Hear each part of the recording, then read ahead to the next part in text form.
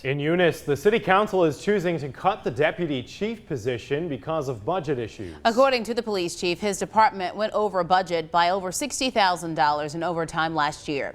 As Kendria LaFleur reports, while the council is hoping to save money, the chief says it's at the expense of safety for the city.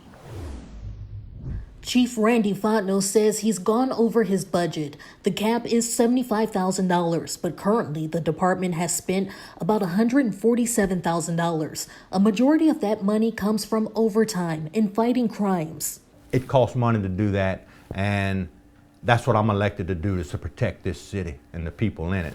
And if I have to spend more money on overtime than the city council wants me to, I guess we'll just have to do it. So if the city council doesn't like it, they can control my budget, but they're going to have to tell the public that we're not going to have police protection because we don't want to pay for it. Fontenot says the department is short-staffed, so his high-ranking officers like deputy chief are called in for crimes and police presence if needed.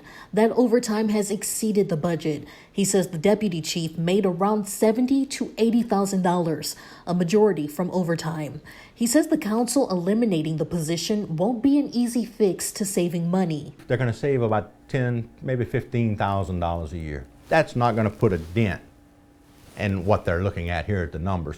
We reached out to Alderman Ernest Blanchard. He had no comment on the situation, but says the decision is not finalized. Negotiations are in the works and will be discussed at next month's meeting.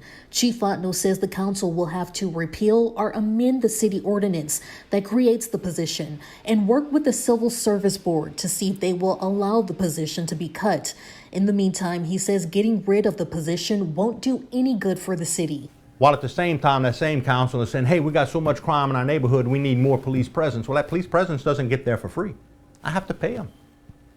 And if I'm short-handed, I have to pay somebody overtime to come out and do that. In Eunice, Kendria LaFleur, KATC TV 30.